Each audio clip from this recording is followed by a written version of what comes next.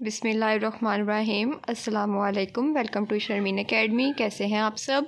उम्मीद है आप सब खैरियत से होंगे। आज हमने जो लेक्चर लेना है वो है, हमारा जो टॉपिक है ऑपरेशन रिसर्च का टॉपिक है बेसिक फिजिबल सॉल्यूशन। ठीक है, वीडियो को स्टार्ट करने से पहले जिसने अभी तक चैनल को सब्सक्राइब नहीं किया है वो जल्द से जल्द चैनल को सब्सक्राइब कर लें, ताकि मेरी मज़ीद लेटेस्ट वीडियो जो ऑपरेशन रिसर्च के अकॉर्डिंग आनी है वो आप तक आसानी से पहुँच सके। ठीक है,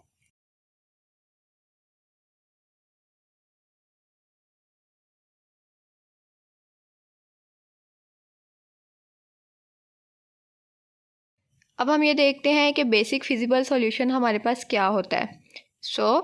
इसकी डेफिनेशन हमारे पास क्या है? A solution of M cross N transportation problem.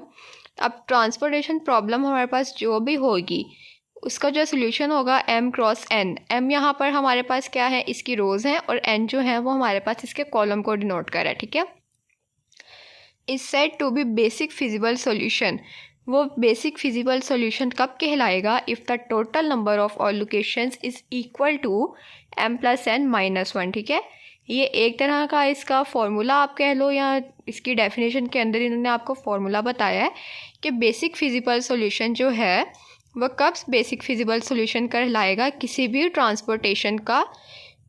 भी ट्रांसपोर्टेशन की प्रॉब्लम जो m क्रॉस n में आपको दी जाएगी वो बेसिक फिजिबल सॉल्यूशन कब कहलाएगी? जब उसकी total number of all locations किसके इक्वल आएगी? m + n - 1। m मैंने अभी आपको बताया है नंबर ऑफ रोज डिनोट करता है, n क्या करता है? नंबर ऑफ कॉलम्स डिनोट करता है। ठीक है, ये इसका फॉर्मूला है। ठीक है, उसके बाद हमारे पास है ऑप्टिमल सॉल्यूशन। ऑप्टिमल सॉल्यूशन हमारे पास क्या है? A basic feasible solution is said to be optimal. अब हमने क्या देखा है कि बेसिक फिजिबल सॉल्यूशन क्या होता है। ठीक है, अब हमने क्या कहा है कि बेसिक फिजिबल सॉल्यूशन जो होगा वो ऑप्टिमल कब होगा? When the total transportation cost is minimum. जब हमारे पास टोटल ट्रांसपोर्टेशन कॉस्ट आएगी वो मिनिमम होगी तो वो हम क्या कहेंगे? ऑप्टिमल सॉल्यूशन है। ठीक है, उसके बाद हमारे पास है methods for finding basic feasible solution. अब बेसिक फिजिबल सॉल्यूशन को फाइंड करने के हमारे पास कितने मेथड्स हैं? There are 3 methods for finding basic feasible solution. वो 3 मेथड्स कौन से हैं? नॉर्थ वेस्ट कॉर्नर मेथड, जिसको हम NWCM से डिनोट करते हैं, मतलब कि नॉर्थ वेस्ट कॉर्नर मेथड। ठीक है, और टॉप लेफ़्ट कॉर्नर मेथड, इसको हम नॉर्थ वेस्ट कॉर्नर मेथड भी कह सकते हैं और टॉप लेफ़्ट कॉर्नर मेथड भी कह सकते हैं, लेकिन ज़्यादातर जो इसका नेम यूज़ होता है वो north west corner method use होता है। ठीक है, उसके बाद हमारे पास है लीस्ट कॉस्ट मेथड, इसको हम LCM कह सकते हैं। LCM वो नहीं है जो हम पहले LCM करते आए हैं, इसमें LCM से मतलब है लीस्ट कॉस्ट मेथड। ठीक है, उसके बाद हमारे पास है वोगल्स अप्रॉक्सीमेशन मेथड, जिसको हम वैम से डिनोट करते हैं, VAM, मतलब कि वोगल अप्रॉक्सीमेशन मेथड। और मेथड ऑफ पेनल्टी, इसको हम मेथड ऑफ पेनल्टी भी कहते हैं और वोगल्स अप्रॉक्सीमेशन मेथड भी कहते हैं। ये 3 मेथड्स हैं आपके पास बेसिक फिजिबल सॉल्यूशन फाइंड करने के। ठीक है, आज के वीडियो लेक्चर में हमने जो मेथड सीखना है वो हमने सीखना है नॉर्थ वेस्ट कॉर्नर मेथड। पहले हम नॉर्थ वेस्ट कॉर्नर मेथड सीखेंगे, फिर हम लीस्ट कॉस्ट मेथड सीखेंगे, और फिर हम वोगल अप्रॉक्सीमेशन मेथड सीखेंगे। ठीक है, अब देखिए नॉर्थ वेस्ट कॉर्नर मेथड हमें क्या कहता है, इसका प्रोसीजर क्या है, प्रोसीजर देखते हैं, फिर इसके क्वेश्चंस की तरफ मूव करेंगे। ठीक है, नंबर फर्स्ट पे हमारे पास क्या है? First we check the problem is balance और अनबैलेंस। सबसे पहले क्वेश्चन सॉल्व करने से पहले हमने क्या चेक करना है कि हमने देखना है जो हमें प्रॉब्लम दी गई है वो बैलेंस है कि अनबैलेंस है। ठीक है, बैलेंस और अनबैलेंस क्या है ये भी मैं आपको अभी बताती हूँ। If supply equal demands then the problem is balance, otherwise unbalance. क्या कहा गया है? अगर आपके पास सप्लाई इक्वल होगी डिमांड के तो वो आपके पास प्रॉब्लम क्या होगी? बैलेंस होगी। अगर वो नहीं होगी इक्वल तो वो अनबैलेंस होगी। ठीक है, सप्लाई और डिमांड आपको मैं जो क्वेश्चन सॉल्व करवाऊंगी उसमें बताऊंगी कि सप्लाई और डिमांड से उसकी क्या मुराद है, वो क्या कह रहा है। ठीक है, जब हमने इसको चेक कर लिया है कि ये बैलेंस है कि अनबैलेंस है, तो उसके बाद हमारे पास सेकंड पॉइंट क्या है? Select the top left corner cell. अब इस मेथड का नाम क्या है? North west corner method. ठीक है, नॉर्थ वेस्ट कॉर्नर मेथड, और हमने पढ़ा था इसको कि ये टॉप लेफ्ट कॉर्नर मेथड भी है। तो हमने क्या करना है, जब हमने चेक कर लिया कि ये बैलेंस है या अनबैलेंस है, तो उसके बाद हमने टॉप लेफ्ट कॉर्नर पे जाना है, वो सेल हमने सिलेक्ट करना है। उसको सेल भी कह सकते हैं, बॉक्स भी कह सकते हैं। ठीक है, अगर अभी तक किसी ने क्वेश्चन को इसका किया है या देखा है तो उसको पता होगा कि उसमें किस तरह के बॉक्स बनते हैं, लेकिन जिन्होंने नहीं किया है उनको टेंशन लेने की ज़रूरत नहीं है, मैं आपको क्वेश्चन भी इसका करवाऊंगी। Select the top left corner cell box of the transportation problem. Transportation problem का आपने क्या करना है, टॉप लेफ्ट कॉर्नर जो बॉक्स होगा वो सिलेक्ट करना है and allocates as many unit as possible equal to the minimum between available supply and demand। इस चीज़ का क्या मतलब है कि सबसे पहले हमने टॉप लेफ़्ट कॉर्नर सेल उसका सिलेक्ट करना है और हमने अपने सप्लाई और डिमांड में से देखना है कि दोनों में से कौन सी चीज़ हमारे पास मिनिमम है ना, उसको हमने उसके अंदर ऑलोकेट करना है। ठीक है, दूसरा स्टेप हमारा ये है। अभी आप लोग इसके स्टेप्स इसके सीखें, इसको मैंने क्या कहा है, कौन से स्टेप पे हमने क्या काम करना है। इस तरह आपको ये होगा कि क्वेश्चन जब हम सॉल्व करेंगे ना तो आपको सारा कुछ इजीली क्लियर समझ आ जाएगा। उसके बाद 3 वाले स्टेप में क्या है, adjust the supply and demand number in the respective row and column. उसके बाद जब हम कर लेंगे उसके बाद हमने क्या करना है कि सप्लाई या डिमांड जो भी होगा उसको हमने रो या कॉलम में उसके रिस्पेक्ट एडजस्ट करना है। ठीक है, उसने हमने यहाँ कहा था ना सप्लाई और डिमांड में से मिनिमम नंबर सिलेक्ट करेंगे, तो वो सिलेक्ट करने के बाद हमने क्या करना है, सप्लाई या डिमांड में से हमने उसको रोज़ और कॉलम के रिस्पेक्टिवली एडजस्ट भी करना है। उसके बाद हमारे पास क्या है, if the demand for the first cell is satisfy then move horizontally to the next cell in the second column. अब क्या कहा है कि अगर हमारी जो डिमांड होगी वो फर्स्ट सेल में सेटिस्फाई कर जाएगी तो हम फिर उसी तरह से हॉरिजॉन्टली नेक्स्ट सेकंड कॉलम पे मूव कर जाएंगे। ठीक है, हॉरिजॉन्टली का मतलब वही है जब हमारे पास एक चीज़ सेटिस्फाई कर जाएगी तो हमने जब नेक्स्ट चीज़ के लिए काम करना है वो भी हमने टॉप लेफ्ट से ही शुरू करना है। ठीक है, उसके बाद हमारे पास क्या है, if the supply for the first cell is satisfied then move down in the second row. अब ये दोनों जो पॉइंट्स हैं ना 4 और 5 ये सेम है। इसका क्या सेम है, अगर हमारे पास जो डिमांड होगी वो फर्स्ट फेज से सेटिस्फाई कर जाएगी, मतलब कि अगर हमारे पास डिमांड सेटिस्फाई कर जाएगी तो हमने सेकंड कॉलम में मूव कर जाना है, और अगर हमारे पास सप्लाई जो होगी फर्स्ट सेल की सेटिस्फाई कर जाएगी तो हमने सेकंड रो में सेटिस्फाई वो कर जाना है, मूव कर जाना है। ठीक है ना, इसके बाद हमारे पास क्या है, if demand is satisfied than delete the column. अगर हमारे पास डिमांड सेटिस्फाई कर जाएगी तो हम कॉलम को डिलीट कर देंगे। If supply is satisfied than delete the row, और अगर हमारे पास सप्लाई सेटिस्फाई कर जाएगी तो हम रो को डिलीट कर देंगे। ठीक है, उसके बाद क्या है, continue the process until all supply and demand are satisfy, और हमने इस प्रोसेस को तब तक कंटिन्यू रखना है जब तक हमारे पास सारी की सारी सप्लाई और डिमांड्स जो होंगी वो सेटिस्फाई नहीं करवा जाएंगे। ठीक है, अब हम मूव करते हैं इसके क्वेश्चंस की तरफ। जी स्टूडेंट्स, अब देखें, अब इस तरह का आपके पास क्वेश्चन होता है। ठीक है, आपको एक बॉक्स दिया जाता है जिसमें ये जो होती हैं आपकी फैक्ट्रीज़ होती हैं और ये आपकी डिस्ट्रीब्यूशंस होती हैं। ठीक है, अब सबसे पहला स्टेप हमने क्या करना है, सबसे पहले हमने क्या करना था कि हमने चेक करना था कि हमारे पास जो प्रॉब्लम है वो बैलेंस है कि अनबैलेंस है, ऐसा ही करना था।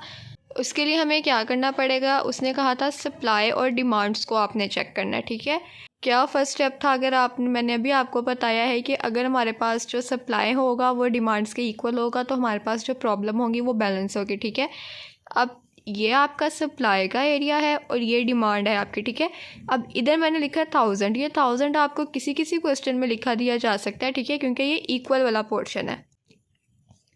ये जो चीज़ है ये आपको एम्पटी भी दी जा सकती है, यहाँ सॉल्व करके आंसर भी लिखा जा सकता है कि सप्लाई और डिमांड्स किसके इक्वल हैं। ठीक है, अब हमने क्या करना है, सप्लाई और डिमांड को हमने इक्वल करना है। अब देखें, हमारे पास सप्लाई क्या है, 250 है प्लस 350 है प्लस 400 है, तो सप्लाई हमारे पास 1000 है। ये सप्लाई को ऐड करके उन्होंने 1000 लिखा हुआ है। ठीक है, जो ये वाला बॉक्स है ना, अक्सर आपको क्वेश्चंस में वो एम्पटी भी दे सकते हैं। ठीक है, उसके बाद हमने क्या करना है, हमने अपनी डिमांड्स चेक करनी है। डिमांड हमारे पास क्या है, सबसे पहले 200 है, फिर 300 है, फिर 350 है और फिर 150 है। इन सबको ऐड किया तो हमारे पास 1000 आया, तो यहाँ हमें 1000 दिया हुआ है। ठीक है, इसका क्या मतलब है कि सप्लाई और डिमांड आपके पास इक्वल हैं, तो इसका मतलब है कि जो प्रॉब्लम है हमारे पास वो बैलेंस है। ठीक है, सबसे पहले तो देखें, क्वेश्चन मैंने लिख लिया और सॉल्यूशन करने के लिए भी मैंने same as it is question की तरह का ही टेबल बना लिया। ठीक है, क्योंकि हमने जो अपना काम करना है, जो मेथड सॉल्व करना है वो इस टेबल पे करना है, तो दोबारा से टेबल बनाना ज़रूरी है। ठीक है, सबसे पहले तो आपने सॉल्यूशन में क्या लाइन ऐड करनी है कि जो आपके पास सप्लाई और डिमांड है वो इक्वल है, सो आपका जो ट्रांसपोर्टेशन प्रॉब्लम है वो आपकी बैलेंस है।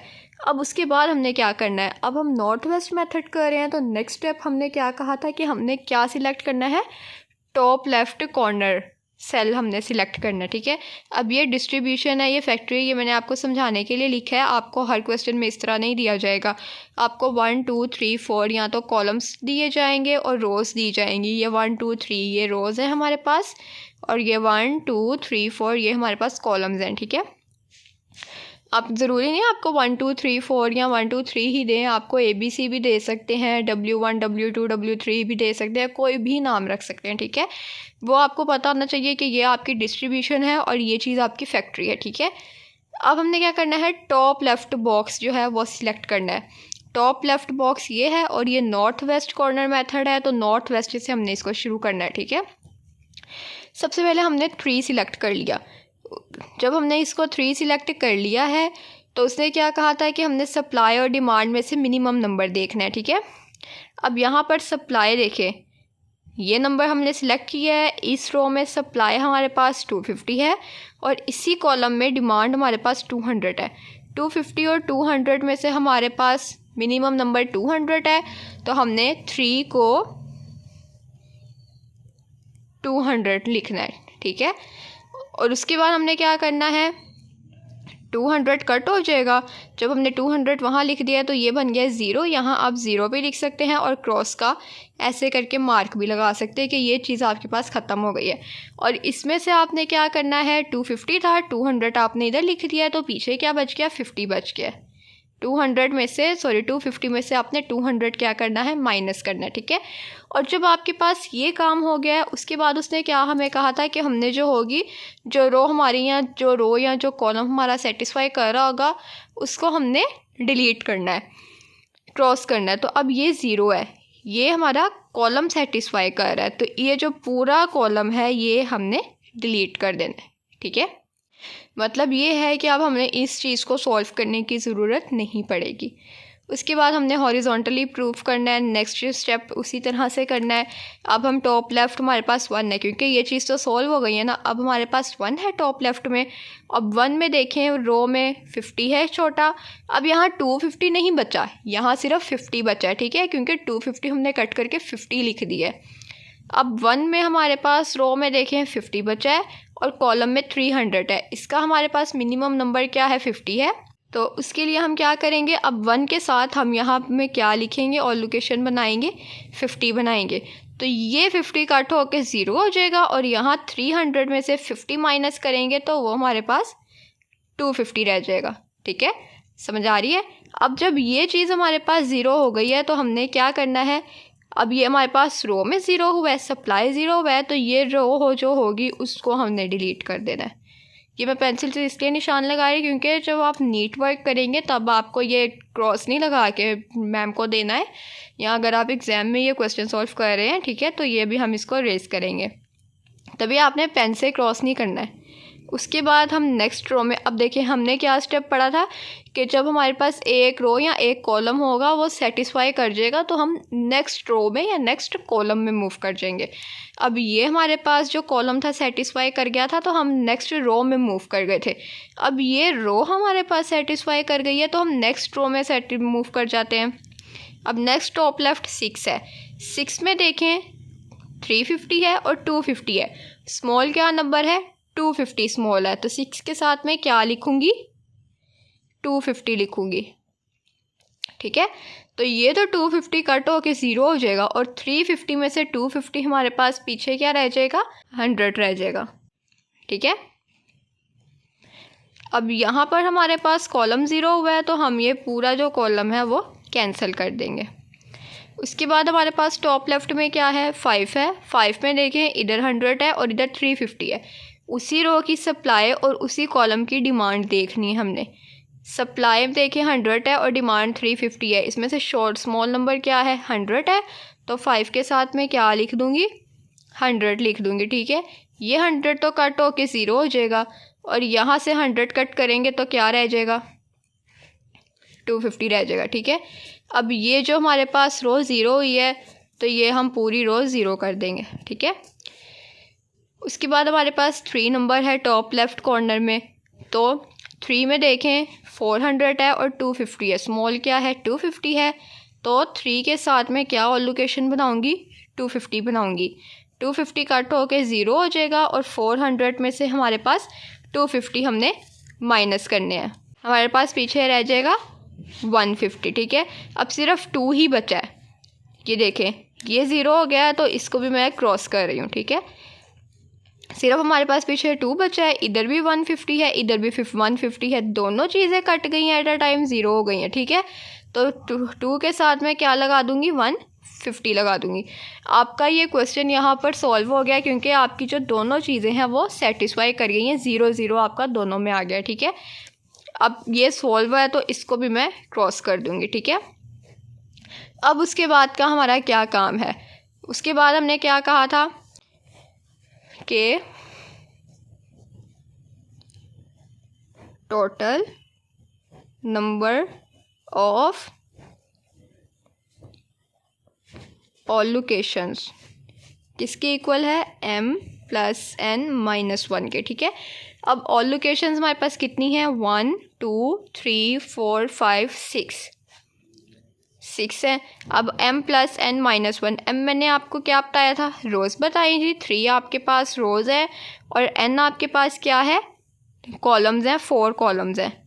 ये सप्लाई और डिमांड आपकी रो या कॉलम में नहीं आ रही है कि ये रो में या ये कॉलम में लिखा है तो आप इसको सप्लाई ये इसमें m + n में काउंट करें, नहीं, ये आपके पास सप्लाई और डिमांड है प्रॉब्लम को चेक करने के लिए कि ये आपके पास बैलेंस है कि अनबैलेंस है। ठीक है, m आपके पास 3 है प्लस n आपके पास 4 है -1 है, 3 + 4 - 1 आपके पास 6 होता है, तो 6 = 6। Total number of all locations आपके पास इक्वल आ गई है m + n - 1 के। ठीक है, अब उसके बाद हमने क्या करना है, अब हम अपनी टोटल कॉस्ट फाइंड करेंगे।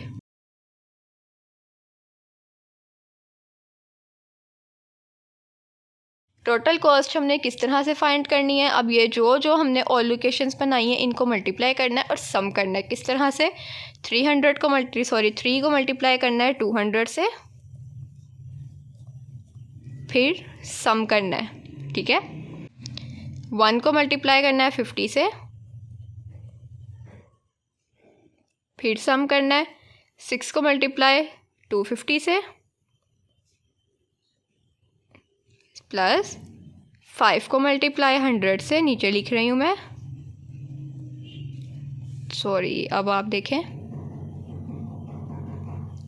3 को मल्टीप्लाई 250 से, प्लस 2 को मल्टीप्लाई 150 से। आप चाहें तो सिंपल भी पहले इनको मल्टीप्लाई करके लिखें, प्लस ऐसे इसको मल्टीप्लाई करके लिखें, ऐसे भी कर सकते हैं और कैलकुलेटर से भी कर सकते हैं। ठीक है, देखें सबसे पहले क्या करना है 3 × 200 plus same as it is लिखेंगे, कैलकुलेटर का यूज़ करने की परमिशन भी होती है, इस वजह से हम अपना शॉर्ट वर्क करेंगे। 3 × 250 प्लस 2 × 150। ठीक है, तो ये 3700 आपकी टोटल कॉस्ट आई। तो यही आपका जो है आंसर है। ठीक है, तो कैलकुलेटर की मदद से कर ले, इजी है, जल्दी आप कर लेते हैं। अब एक दफ़ा फिर हम इसको रिवाइज़ कर लेते हैं, सारे स्टेप्स आप समझ लें। ये आपको क्वेश्चन दिया गया था, ठीक है, फिर जब हमने इसका सॉल्यूशन करना था मैंने उसी तरह का वो बॉक्स बनाया। सबसे पहले हमने क्या चेक करना है कि हमारा जो ट्रांसपोर्टेशन प्रॉब्लम है वो बैलेंस है कि अनबैलेंस है। बैलेंस है तो सप्लाई और डिमांड हमारे पास इक्वल होंगी, अगर अनबैलेंस है तो सप्लाई और डिमांड्स इक्वल नहीं होंगी। हमने चेक किया हमारी सप्लाई और डिमांड इक्वल थी। अगर तो आपको यहाँ क्वेश्चन में 1000 लिख के दिया है या ये इस बॉक्स में आपको फिल करके दिया है ना, तो इसका मतलब है कि वो बैलेंस ही है प्रॉब्लम। ठीक है, तो फिर भी आपने एक दफ़ा चेक करना है सॉल्व करने से पहले। ठीक है, अगर आपको नहीं लिख के दिया है ना, तो इसका ये मतलब है कि वो इक्वल नहीं था, तभी उन्होंने नहीं लिख के दिया, वो आपको खुद सॉल्व करना है। ठीक है, सो जब हमने ये चेक कर लिया है फिर हमने क्या करना है, नॉर्थ वेस्ट कॉर्नर मेथड है, हमने टॉप लेफ्ट सेल चूज़ करना है। सप्लाई और डिमांड में देखना है कि मिनिमम नंबर क्या है, जो नंबर हमारे पास मिनिमम होगा वो हमने उसका ऑलोकेट करना है उसके साथ, तो वो माइनस होके 0 हो जाएगा और यहाँ पर वो नंबर माइनस करके जो बचेगा वो लिख देना। ठीक है, जो चीज़ 0 हो रही होगी, कॉलम हो या रो हो, वो सारा हमने रो और कॉलम कैंसिल कर देना है। इसी तरह नेक्स्ट पे आना है, सप्लाई और डिमांड में मिनिमम नंबर देखना है, वो लिख देना है, माइनस कर देना है। जो चीज़ ज़ीरो हो रही होगी वो पूरी रो या कॉलम हमने कट कर देनी है, ठीक है। तो उसके बाद हमने total number of all locations निकाल लेनी है जो m+1 -1 के इक्वल है। तो ये हमारे पास देखिए 6 = 6 आया था, तो इसका क्या मतलब है कि टोटल कॉस्ट हमने निकाल ली है, ठीक है। अब एंड पे आपने क्या करना है, ये जो हमने क्रॉस लगाए थे पेपर आपने अगर सॉल्व करें या क्लास में काम करें या आपने ऐसे ही नहीं दे देना है, इसको आपने रेस करना है और फिर अपनी टीचर को देना है, ठीक है ना। अब मेरे पास और भी इसके प्रॉब्लम्स हैं, वो भी हम सॉल्व करते हैं। अब नेक्स्ट देखें, अब इस क्वेश्चन में हमारे पास W1 W2 और W3 दे दिया है, P1 P2 P3 दे दिया है, ठीक है। करना हमने इसको भी उसी तरह से, सॉल्यूशन के लिए मैंने same as it is box ready कर लिया है, पहले ही मैंने कर लिया ताकि हमारा टाइम नहीं वेस्ट हो। सबसे पहले क्या चेक करना है, सप्लाई और डिमांड इक्वल है कि नहीं है, ये चेक करना है। अब देखें सप्लाई हमारे पास क्या है, 10 + 25 + 20 55 आ गया है। और डिमांड हमारे पास क्या है, 15 + 22 + 18 55। इसका मतलब है कि हमारे पास जो ट्रांसपोर्टेशन प्रॉब्लम है वो जो है हमारे पास बैलेंस है। सॉल्व करते हैं। Top west corner, north west corner में टॉप लेफ्ट कॉर्नर सिलेक्ट करना है, 2 सिलेक्ट कर लिया। इधर 15 है, इधर 10 है, इधर 15 है। सप्लाई में क्या लूँगी मैं, 10 ले लूँगी और लोकेट कर लूँगी। सप्लाई कट हो के यहाँ 0 रह गया, इधर रह गया 5। ये चीज़ जो 0 रह गई है इसको मैं कैंसिल कर दूँगी, कट कर दूँगी, ठीक है। नेक्स्ट रो में आ जाएं, 7 है। 7 के साथ देखें सप्लाई में 25 है, डिमांड में 5 है। 5 छोटा है, 7 के साथ क्या लूँगी, 5 लूँगी। ये कट हो के 0 रह गया, ये कट हो के 20 रह गया। ये जो 0 हो गया हमारा कॉलम, ये मैंने कैंसिल कर दिया। अब 3 है, 3 में देखें इधर 20 है, इधर 22 है। क्या लिखूँगी मैं, 20 लिखूँगी। 20 कट हो के 0, 22 में से 20 कट किए, पीछे रह गया 2। अब सप्लाई 0 हो रहा है तो पूरा जो रो है वो हमारे पास डिलीट हो जाएगी। उसके बाद यहाँ 5 है। अब सप्लाई में 20 है और डिमांड में 2 है, तो 5 के साथ मुझे क्या लेना है, 2 लेना है। 2 कट हो के 0, 20 में से 2 कट किए 18, ठीक है। अब ये कॉलम कट होना है, ये तो पूरा पहली कट है, इसको भी मैं कैंसिल कर दूँगी। अब 15 में देखें हमारे पास 18 और 18 दोनों कट हो जाएंगे। 15 के साथ 18 लिख दूँगी, इधर हमारे पास रह गया 0 0, ठीक है। अब उसके बाद क्या है हमारे पास, टोटल नंबर ऑफ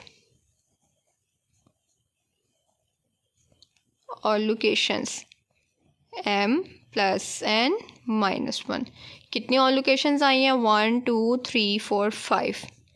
5 m में क्या है, 3 है, और n में देखें n में भी आपके पास 3 है, ठीक है ना, 3 ही कॉलम्स हैं। -1, 3 + 3 -1 किसके इक्वल होता है, 5 के इक्वल होता है। तो ऑल लोकेशंस आपकी इस फॉर्मूले के इक्वल आ गई हैं। अब हमने क्या करना है, अब हमने टोटल इसकी कॉस्ट फाइंड करनी है। 2 × 10, 7 × 5 + 3 × 20 + 5 × 2 + 15 × 18। इसको सॉल्व करेंगे तो हमारे पास क्या आंसर आएगा, 395 आंसर आएगा, ठीक है। ये हमारे पास इसका आंसर आएगा, ठीक है। सो मैंने आपको इस वीडियो में क्या सिखाया है, ऑपरेशन रिसर्च के लेक्चर में हमने आज किया है नॉर्थ वेस्ट कॉर्नर मेथड, ठीक है। अब इसके हमारे पास केस भी हैं। अभी तो हमने इसका बैलेंस केस किया ना, अभी एक प्रॉब्लम आया है, कुछ प्रॉब्लम्स आती हैं जिसमें आपके पास सप्लाई और डिमांड को ऐड करें तो वो आपके पास इक्वल नहीं आता है, मींस कि वो प्रॉब्लम आपके पास बैलेंस नहीं है, तो उस केस में आपके पास वो अनबैलेंस प्रॉब्लम होती है, ठीक है। अब इससे जो नेक्स्ट वीडियो होगी वो मैं आपकी अनबैलेंस पे बनाऊंगी, और इसके अलावा एक और इसका केस है वो भी हम सॉल्व करेंगे, डिजनरेसी केस, ठीक है ना। नेक्स्ट वीडियो में मैं आपको इसके इंशाल्लाह नेक्स्ट 2 जो केसेस हैं वो डिस्कस करवाऊँगी, वो हम सॉल्व करेंगे।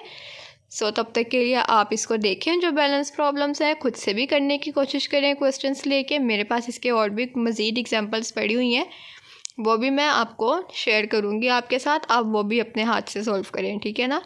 जितनी आप प्रैक्टिस करेंगे उतने अच्छे से इसको समझ सकेंगे। मिलते हैं नेक्स्ट लेक्चर में इसके नेक्स्ट केसेस के साथ। तब तक के लिए आप इस वीडियो को लाइक करें, कमेंट करें, शेयर करें और मज़ीद लेक्चर्स सुन लेने के लिए चैनल को लाजमी सब्सक्राइब करें। अपना बहुत सा ख्याल रखिएगा, मुझे अपनी दुआ में याद रखिएगा। अल्लाह हाफिज़।